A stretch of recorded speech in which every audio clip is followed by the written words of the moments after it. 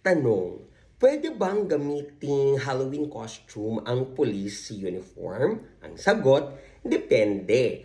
According to Article 179 of the Revised Penal Code, ay ipinagbabawal ang paggamit ng authentic police uniforms, mga badges and insignia ng Philippine National Police sa mga taong hindi naman kabahagi ng PNP.